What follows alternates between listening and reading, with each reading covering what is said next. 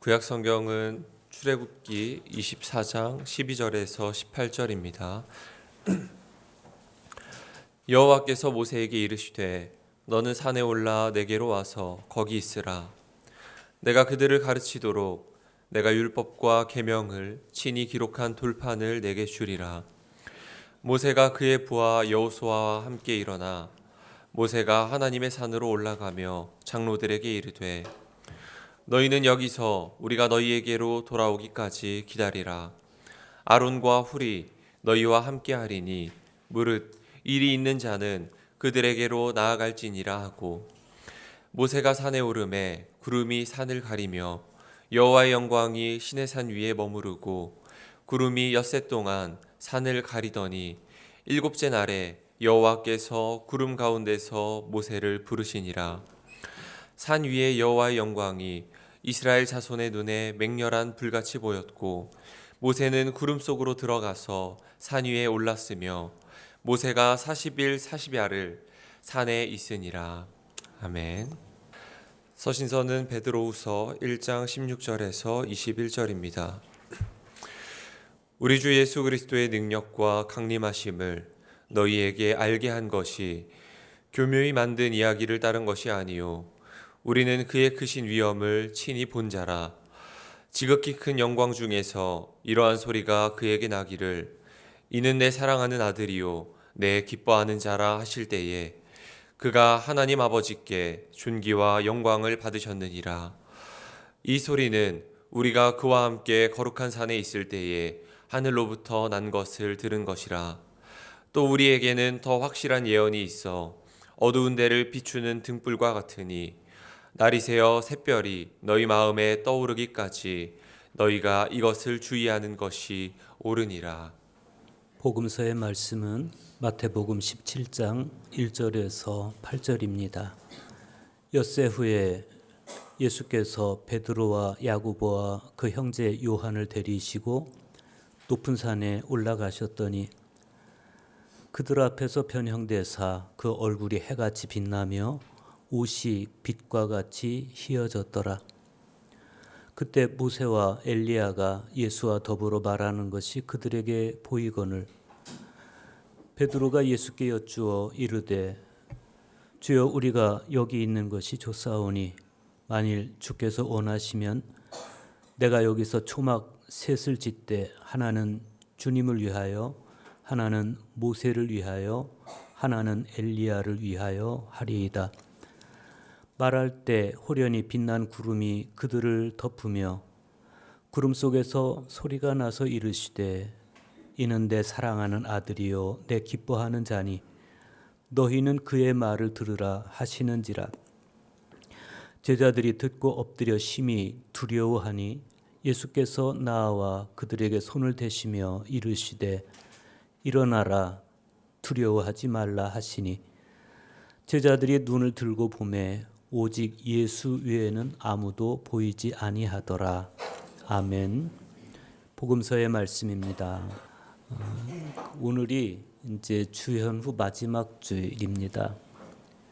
이 주현절로부터 시작이 돼서 주현 시기를 빛의 계절 혹은 주님 사랑과 마주치는 계절 뭐 이렇게 제가 그 헬리나 웬 말을 빌어서 소개를 했었는데 이제 이 빛의 시기인 또 사랑과 마주치는 계절인 주현 시기가 다 끝나고 오늘이 마지막 주일입니다. 동시에 오늘은 산상 변화 주일입니다. 해마다 주현 시기의 마지막 날에 이제 우리가 산상 변화 주일 혹은 예수 변모 주일을 지나고 바로 이제 사순절로 접어들게 되죠. 이 주현 시기 마지막 날 오늘 성서일과는 우리를 산으로 이끌어 올립니다. 여기에서의 산은 어떤 도피처가 아니고 다시 삶의 자리로 내려오기 위한 빛의 자리라고 보면 되겠습니다. 그래서 오늘 모세도 예수님도 또 제자들도 산에 오릅니다. 오늘 구약 성경은 모세가 시내산에 오르는 모습을 보여주고, 오늘 복음서는 예수님께서 베드로와 야고보와 요한을 데리고 높은 산에 오르시는 모습을 우리에게 보여줍니다. 히랍의 교부들은 이 안개가 낀 산에 오르는 것을 하나님의 현존 앞에 서기 위한 구도자적 행동으로 묘사를 하곤 합니다. 모세가 시내산에 오른 것도, 또 엘리야가 호렙산에 오른 것도, 예수님께서 제자들을 이끌고 높은 산에 오른 것도 하나님의 현존 앞에 서기 위한 것이다. 내가 산을 향하여 눈을 들리라, 나의 도움이 어디서 올꼬? 라고 묻던 히브리 시인의 노래도 같은 사실을 우리에게 보여줍니다. 먼저 오늘 구약 성경에서 모세가 시내산에 올라서 하나님의 영광 가운데 서서 십계명이 새겨진 돌판을 받는 장면은 산이라고 하는 비일상적인 장소를 매개로 하나님과 인간이 만났다.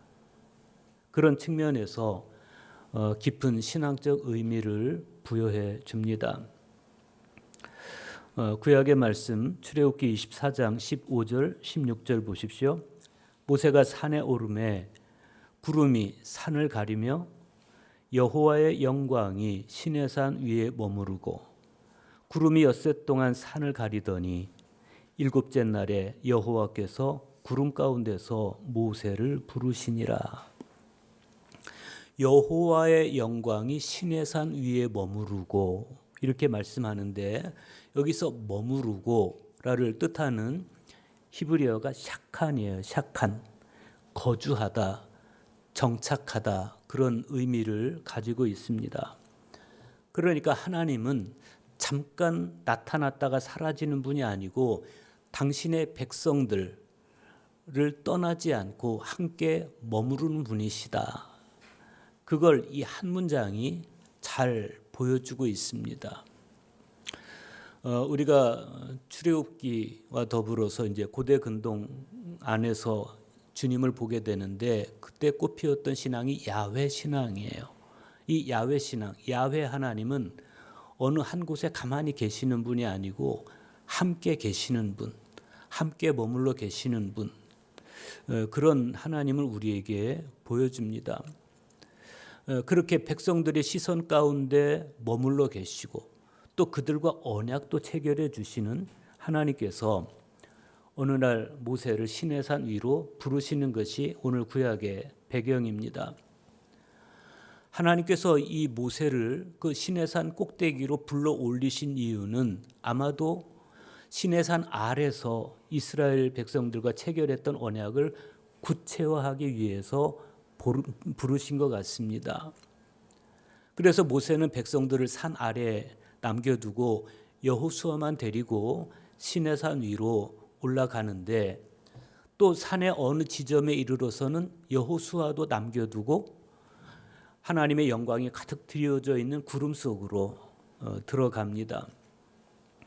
백성들로부터는 점점 멀어지고 있지만 하나님께는 점점 가까워지고 있는 이 모세의 모습이 굉장히 인상적이에요.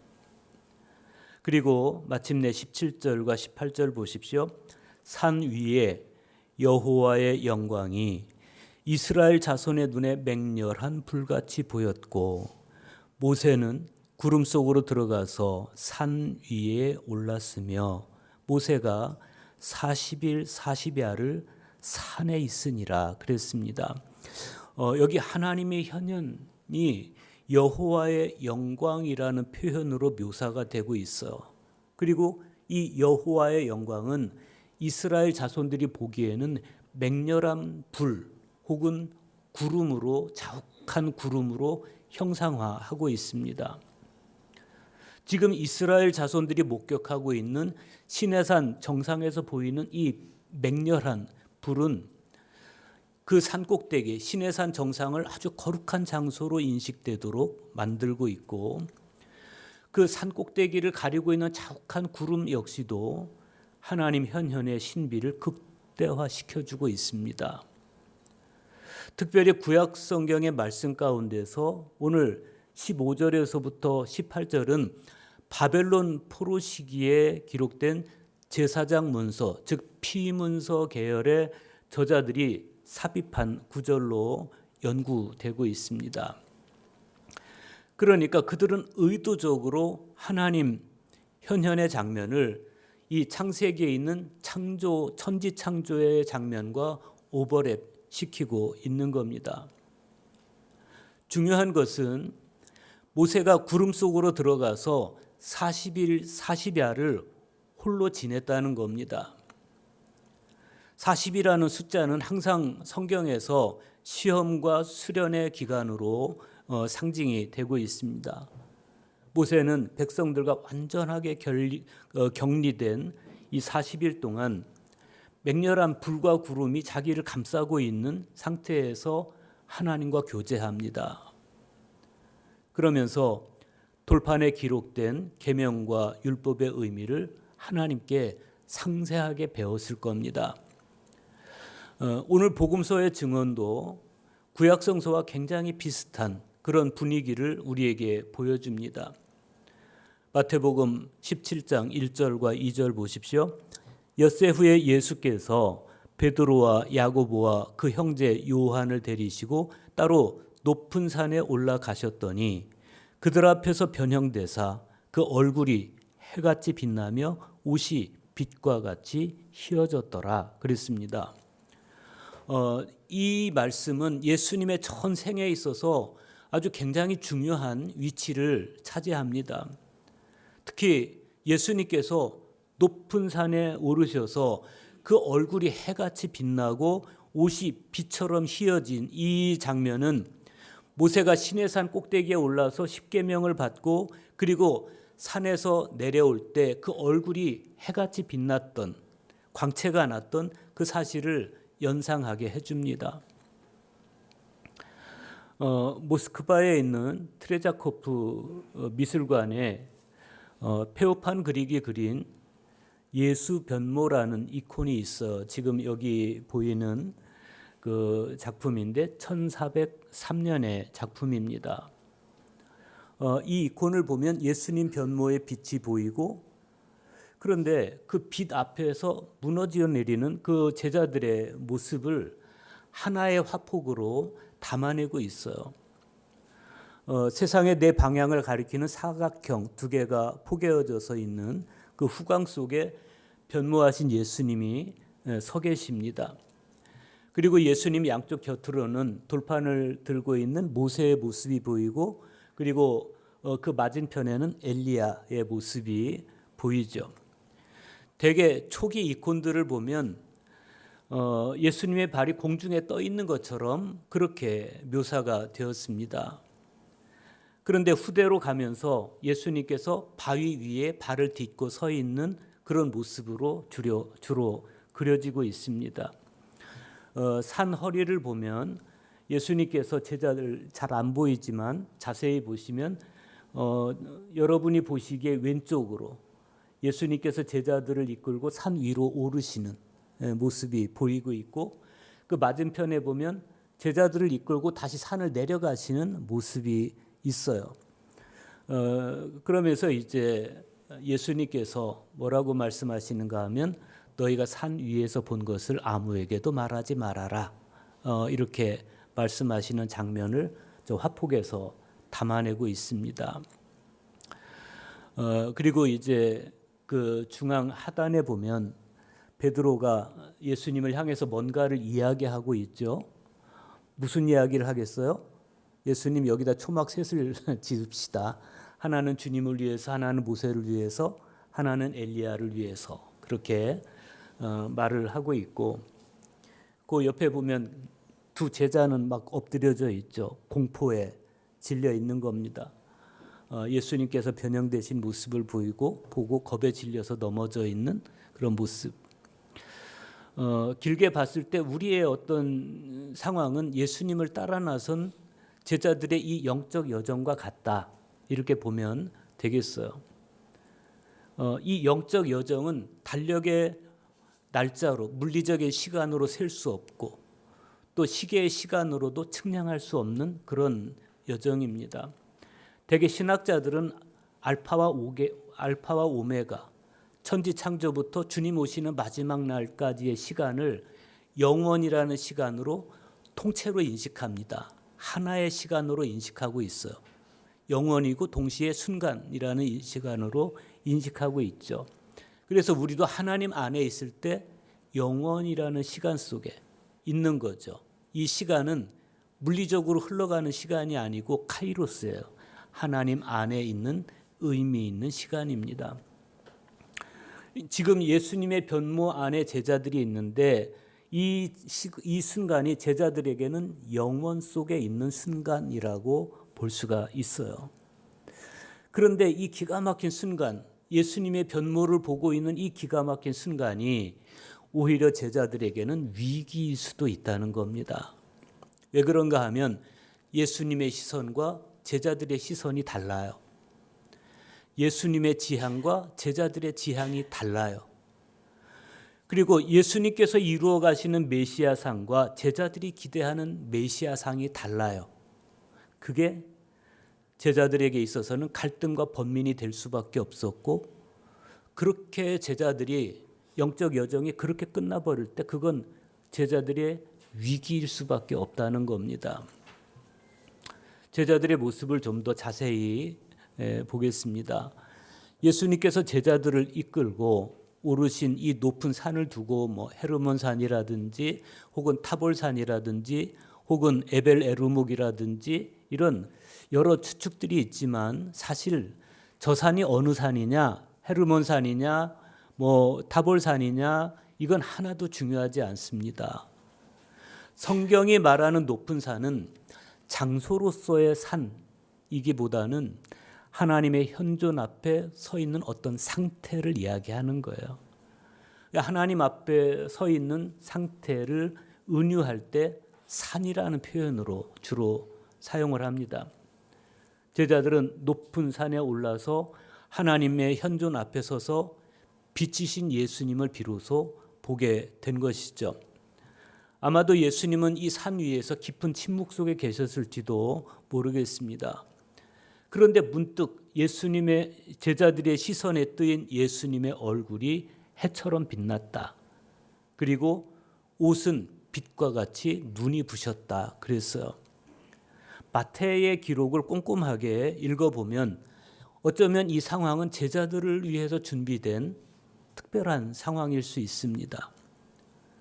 어떤 측면에서 예수님께서 그들 앞에서 변형되셨다는 것은 제자들이 그 체험, 변형되신 예수님을 바라보는 체험, 그 체험을 통해서 보다 확신을 갖도록 하시고 또 그러기 위해서 예수님께서 준비하신 계시적 사건이다.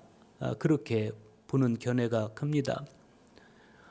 오늘 말씀 바로 앞장에 보면 예수님과 제자들이 빌립보 가이사랴 지방에 이르렀을 때 있었던 일화 하나가 소개가 되고 있습니다. 베드로가 예수님을 뭐라고 고백합니까? 주는 그리스도시요 살아계신 하나님의 아들이십니다. 이렇게 고백해서 예수님께 굉장히 칭찬을 받죠. 그런데 그 칭찬의 여운이 채 가시기도 전에 사탄아 내 뒤로 물러가라. 그렇게 예수님께 꾸중을 들어요. 너는 나를 넘어지게 하는 자로다. 왜 예수님께서 그렇게 꾸중하십니까? 베드로가 하나님의 일을 생각하지 않고 사람의 일을 생각했다는 겁니다. 그런데 오늘 말씀을 보면 베드로가 여전히 사람의 일만 생각하고 있다. 그걸 모세와 엘리야의 출현에 대한 그의 표현에서 반응에서 볼 수가 있습니다. 3절 보십시오. 그때 모세와 엘리야가 예수와 더불어 말하는 것이 그들에게 보이거늘. 이건 제자들에게 특별한 경험이에요. 모세와 엘리야가 나타났어요. 구약시대 인물인 이들이 나타났어요. 이 모세와 엘리야의 출현에 대해서 성 요한 크리소스톰은 이들은 예수님의 감추어진 비밀을 계시받은 것이다. 그렇게 말한 바 있습니다. 그러면 그 감추어진 비밀이란 뭐냐? 그건 예수님의 죽음이에요. 장차 예루살렘에서 별세하실 것, 십자가의 죽음, 이게 감추어진 비밀입니다. 그러니까 오늘 말씀에는 나오지 않지만 같은 상황을 기록하고 있는 누가의 표현, 누가의 증언에 의하면 이때 예수님께서 모세와 엘리야와 더불어 나누신 대화의 내용이 뭐냐?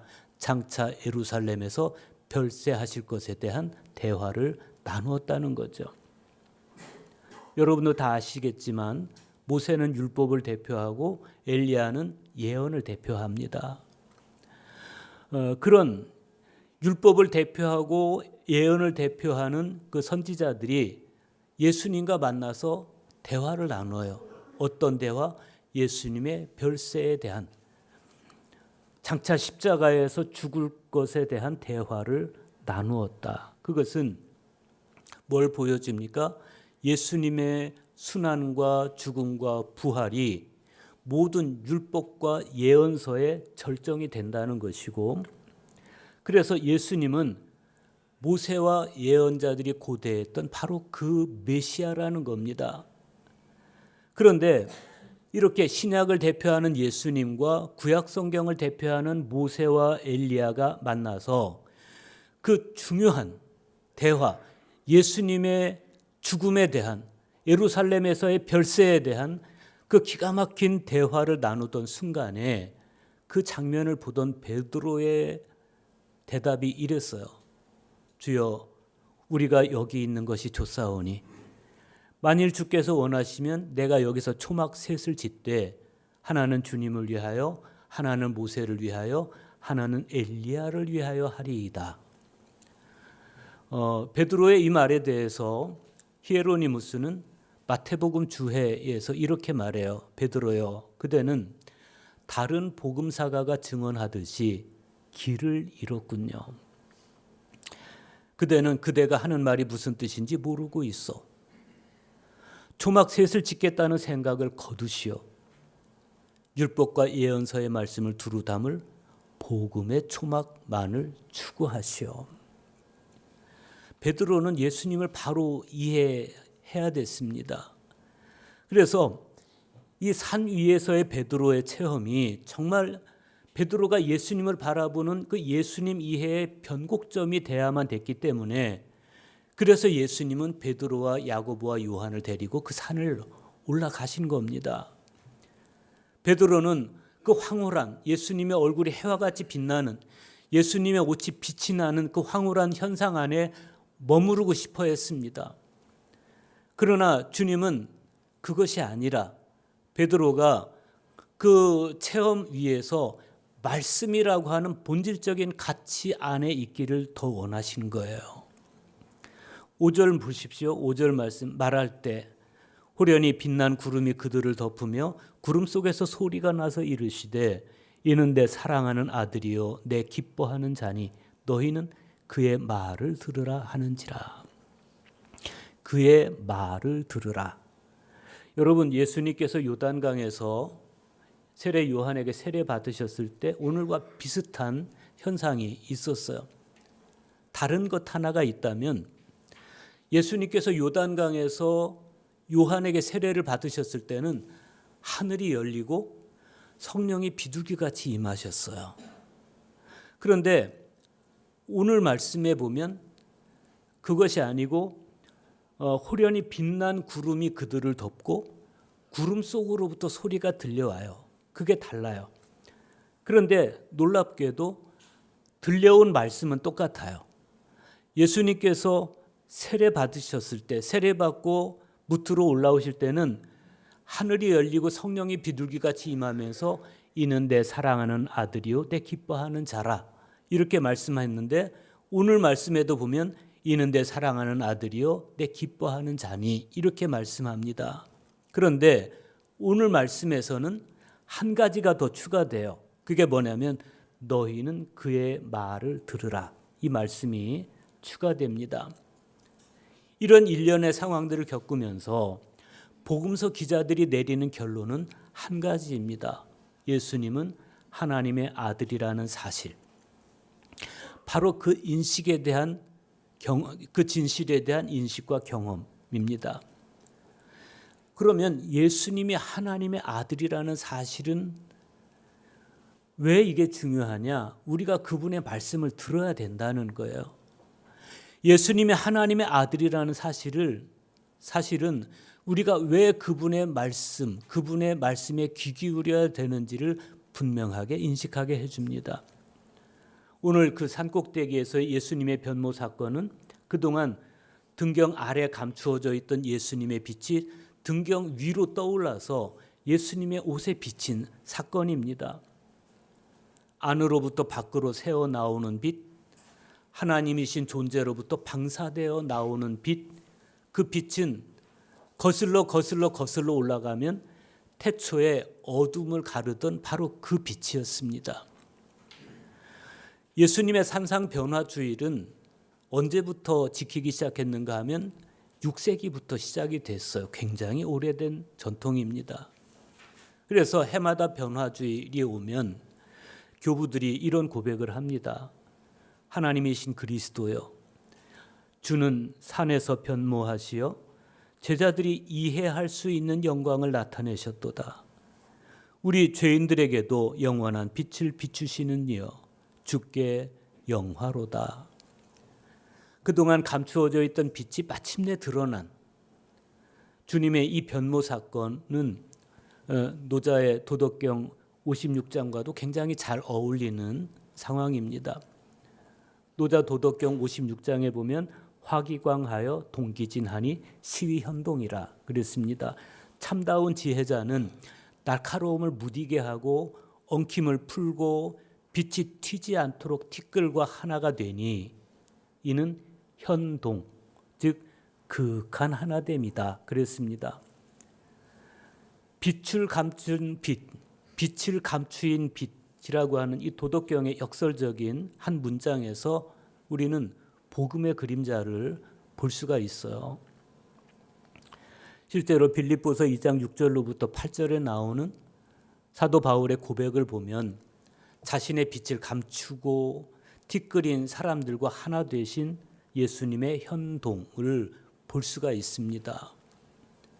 그는 근본 하나님의 본체시나 하나님과 동등됨을 취할 것으로 여기지 아니하시고 오히려 자기를 비워 종의 형체를 가지사 사람들과 같이 되셨고 사람의 모양으로 나타나사 자기를 낮추시고 죽기까지 복종하셨으니 곧 십자가의 죽으심이라. 이게 현동이라는 거예요. 빛이신 그분이 자신의 빛을 감추고 티끌과 함께 계시다.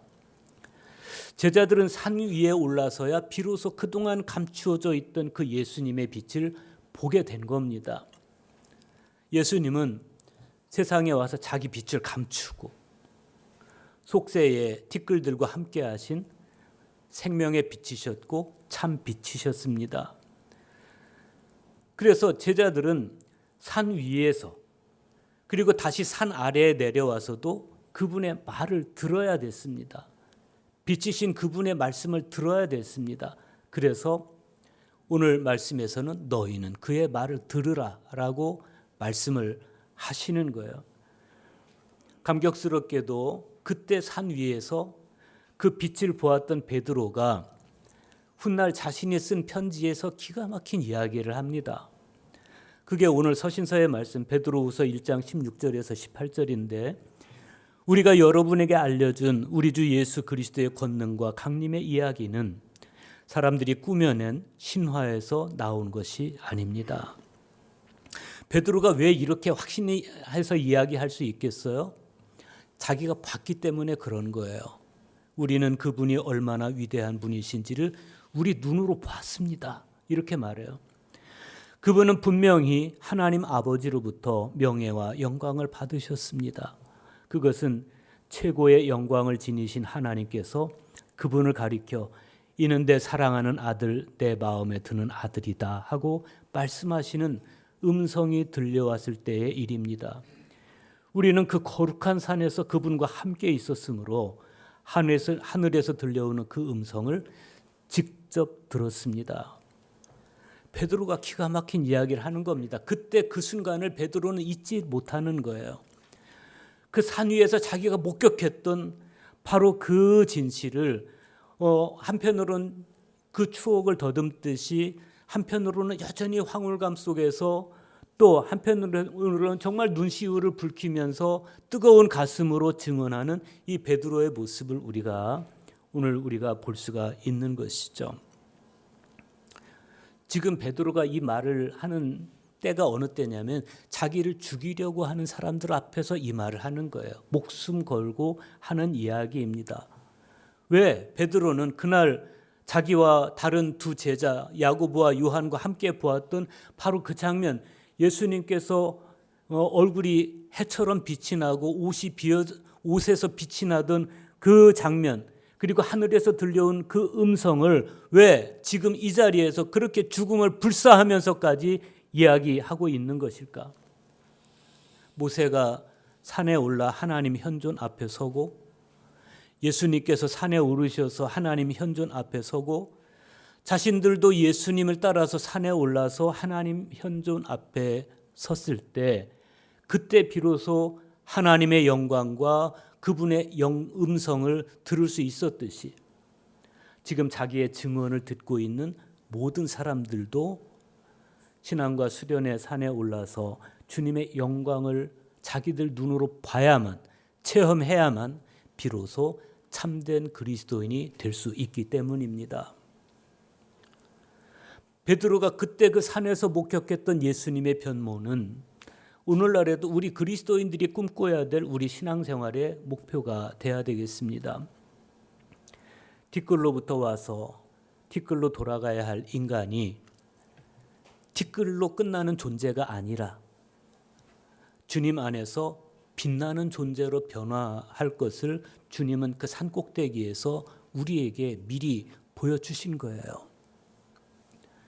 뿐만 아니라 베드로는 그때 그 거룩한 산에서 주님과 함께 있을 때 그때 하늘에서 들려온 음성에 대해서 이야기하고 그 다음에 이렇게 당부합니다.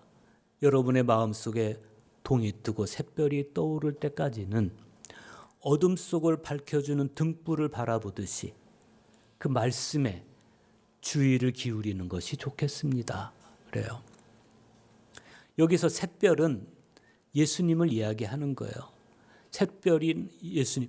그런데 너희 마음속에 동이 트고 샛별이 떠오를 때까지는 예수님이 다시 오시는 사건을 이야기하는 거예요. 주님 재림하시는 다시 오시는 사건. 그런 의미인데 결국은 이런 뜻입니다. 주님이 다시 오실 때까지. 그때까지는 우리가 주님을 볼 수 없으니 어디에 집중해서 살아가야 되느냐? 말씀. 어두운 데를 비추는 말씀. 어두운 데를 비추는 등불인 말씀에 집중해 살아가는 것이 좋겠습니다. 이런 의미입니다. 우리 그리스도인들이 말씀을 묵상하고 말씀 안에 머물러서 기도하고 말씀 안에서 살아가야 되는 이유가 거기 있는 겁니다. 체험보다 더 확실한 것이 말씀이고 체험보다 더 오래가는 것이 말씀이에요. 그래서 우리는 어둠 속에서 등불을 바라보듯이 빛의 말씀에 주의를 기울여 살아가는 것이 좋겠습니다. 라고 베드로는 당부를 하는 겁니다. 오늘은 주현 시기의 마지막 주일입니다. 빛이 드러나는 계절인 이 주현 시기의 끝날 높은 산에 올라서 빛의 절정인 예수님의 변모를 우리가 봤어요. 그리고 이제 주님은 제자들과 함께 산을 내려가셔요. 베드로는 주님 여기 너무 좋습니다. 황홀합니다. 초막 셋을 짓고 하나는 주님을 위해서, 하나는 모세를 위해서, 하나는 엘리야를 위해서 초막 셋을 짓고 우리 여기 영원히 삽시다. 이게 베드로의 당부인데 주님은 그 제자들을 이끌고 다시 산을 내려가셔요. 산을 내려가시면 죽음이 기다리고 있죠. 그리고 그 산 아래는 예수님께서 다른 복음서에 보면 산 아래로 내려가서 제일 먼저 하신 일이 뭐냐면 귀신 들린 사람에게서 귀신을 쫓아내주는 일을 먼저 하시죠. 산 위에서의 황홀함은 한 번의 체험으로 족하고 이후로는 산 아래에서의 말씀을 바라보고 살아가는 삶이 중요하다. 그래서 이제 빛의 절기를 마무리하고 이번 주 수요일, 성회 수요일부터 이제 우리는 다시 긴긴 수련의 여정을 떠나게 됩니다. 빛을 안고 산 아래로 내려가서 신앙과 수련의 여정을 시작을 하는데, 변화산에서 제자들이 봤던 그 빛은 초막 셋을 짓고 황홀경에 취해서 살아가라는 그 빛이 아닙니다. 십자가를 향해서 다시 내려가야 되는 그런 빛인 것이죠. 얼굴이 해같이 빛나고 옷이 빛과 같이 휘어지신 예수님께서 모세와 엘리야와 더불어 나누셨던 그 대화의 내용을 우리는 절대 잊으면 안 됩니다. 장차 예수님께서 예루살렘에서 별세하실 것에 대한 대화였습니다. 십자가와 죽음, 그리고 이어지는 부활. 우리가 성찬을 나누면 그 성찬은 산 위에서 빛나던 예수님의 빛이 산 아래 내려와서 떡과 잔에 머무른 빛이다, 이렇게 보면 되겠습니다. 그래서 우리가 성찬을 나눌 때 성찬에 드리운 주님의 희생을 먹고 마심으로써 예수님의 빛이 내 안에 계속 머무르도록, 그리고 나를 변화시키도록 하는 거예요. 무엇보다도 사순절 순례의 길을 떠나려 하는 지금 어둠을 밝혀주는 등불을 바라보듯이 우리는 베드로의 당부처럼 주님의 말씀에 주의를 기울여야 하겠습니다. 초막을 지을 것이 아니라 말씀에 머물러야 됩니다. 산 위에 빛의 마음 빼앗길 것이 아니라 빛의 말씀을 붙들어야 됩니다. 지금 우리에게 중요한 것은 산 위에서의 황홀함이 아니라 산 아래에서의 순종입니다. 부디 사순식이 이 말씀 묵상의 여정을 시작하면서 우리 내면이 그리스도의 빛으로 채워지고, 이는 내 사랑하는 아들, 내 사랑하는 딸이요, 내 기뻐하는 자라 하시는 주님의 음성이 이제는 여러분을 향해서 들려올 수 있기를 간절히 축복합니다.